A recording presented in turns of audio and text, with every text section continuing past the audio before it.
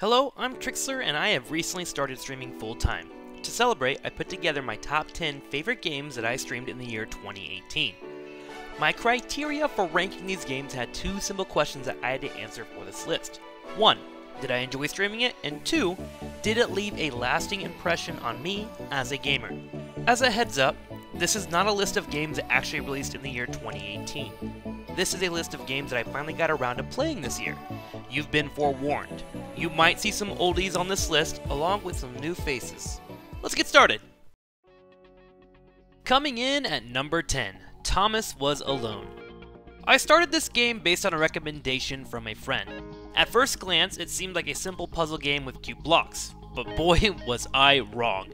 Thomas Was Alone tosses you into a world where shapes have an identity and are trying to understand their purpose and why they even exist.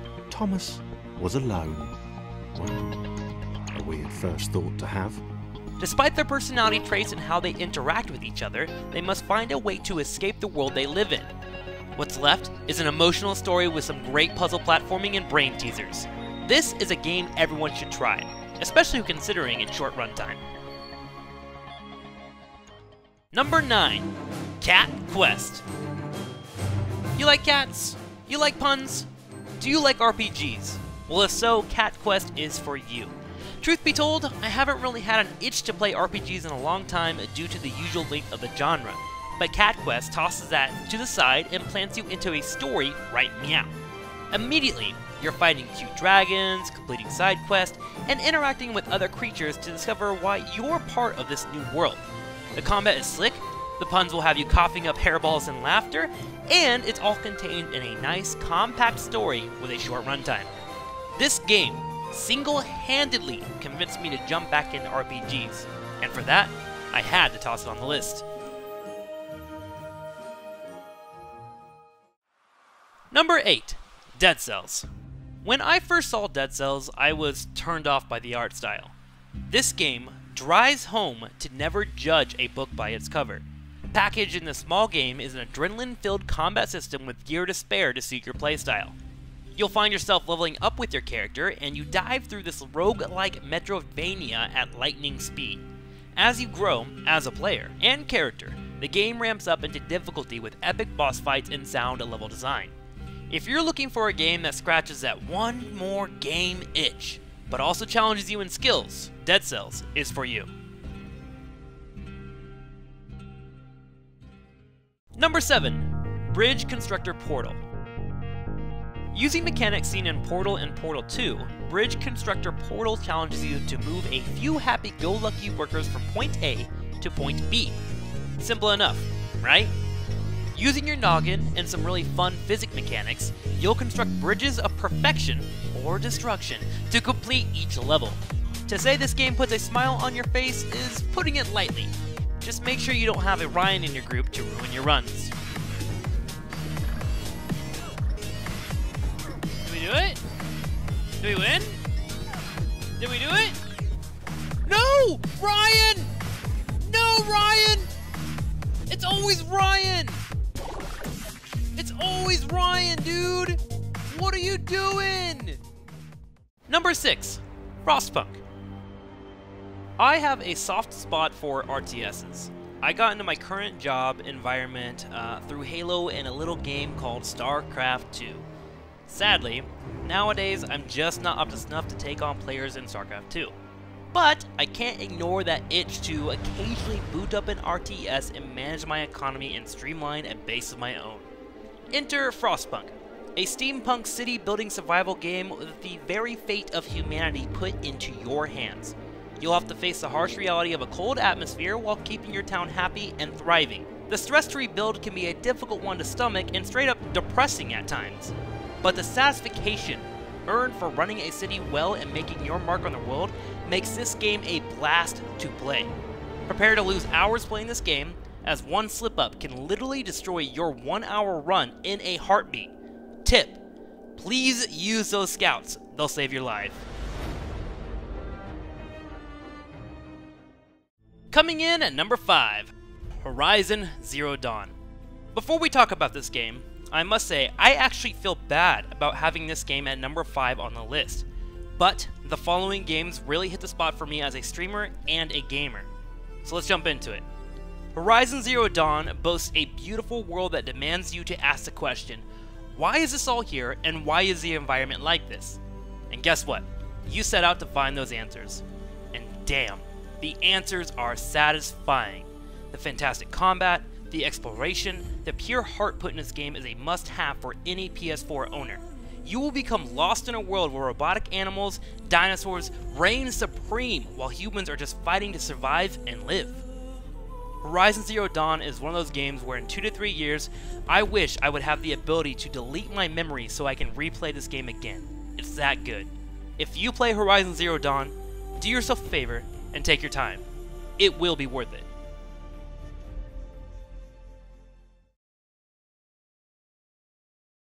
Number 4, Resident Evil HD. So I told myself this year I would spend some time playing a few classics, and Resident Evil HD was one of those classics that really stood out to me. The gameplay for the original PS1 still stands tall today, and the HD remaster paid homage to a brilliant game. Puzzle solving was challenging, but rewarding. The characters created in 1996 were memorable and showcased why Capcom fans still love them 22 years later. Jill, no. We don't want to go back out there. But we've got to find... Oh! What was that? That was Chris. Chris? No. Jill, go and investigate. I'm going with her.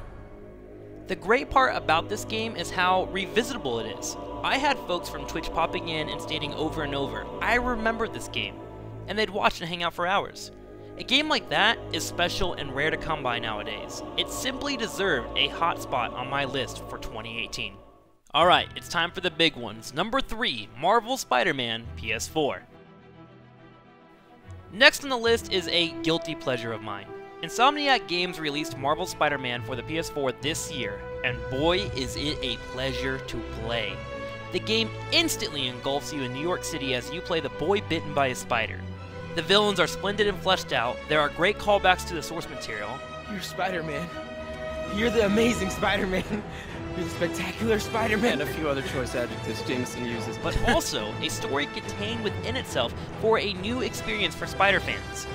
The cinematic scenes and movement had me gushing for days about how fun this title was. God, I love how cinematic this game is, dude! It's so fun to play. Oh shit! The multiple costumes, the side quests, the freaking car robberies had me begging for more Spidey-Man while I grinned like an idiot as I played as one of my favorite superheroes. The emotional gut punch at the end of this series was shocking, but also right in line with the Spidey we all know and love. I can't wait to see if Insomniac has more Spider-Man story for us. If so, I'll be there, day one. Number dos, Detroit Become Human. Okay, I know. Some folks consider visual stories or adventure movies to not truly be video games. To be fair, you're watching something unfold, not truly playing it. But here's the tea. I simply don't care. This is a genre that I cannot get enough of. Sure, David Cage can be a little crazy with his games, especially controls. Looking at you, Beyond Two Souls. They don't work! But I really like the essence of what this game was about. What does it mean to be human? Your journey to find this answer, or to ignore it, is completely up to you. You control 3 different perspectives, and you have the ability to shape the personality of androids that are trying to find their place in this very confusing time in their life. You become attached to sentient creatures that feel alive. You grow with them, and you attempt to make the right or wrong choice for them. The game will make you laugh, it'll make you cry, it'll make you care for things that you never thought you would care about. I love this game so much that I completed it once and then ran it back again a week later with a completely different approach on how I wanted my characters to grow. The difference between my 2 stories was jaw-dropping, to say the least. From what I understand, I barely even scratched the surface of what you are capable of doing in this game, and for that, I give this game a high ranking on the list, simply for the mere fact that I want more people to experience what I did. You owe it to yourself. Go try this game!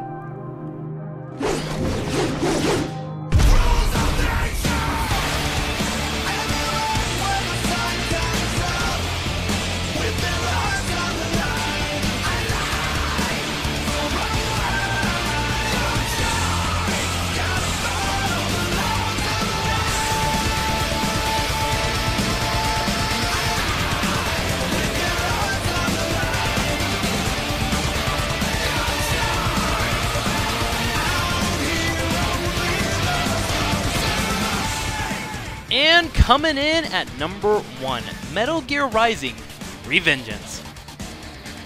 Occasionally, I go on anime binge runs, where I just consume everything anime I can sink my teeth into. During a particular binge run, I came across Metal Gear Rising: Revengeance, a hack-and-slash game developed by Platinum Games. I still don't know what it is about this title, but this game was by far the best experience I have had streaming this year. I feel like I was firmly planted into a living, breathing anime, and I went to town. The combat system, after learning a few curves, makes you feel like you're a sword-wielding god who lives by his blade. You bullet dodge, carve up enemies, and straight up rip their spines out for health. The action is fast-paced and the story is right behind it as you fight some of the most fun villains I've ever faced in gaming. You'll be challenged in every boss fight, and if your skills aren't up to snuff, you will find yourself taking a quick demise to their hands. The pure joy I got from this game convinced me to put it at number 1.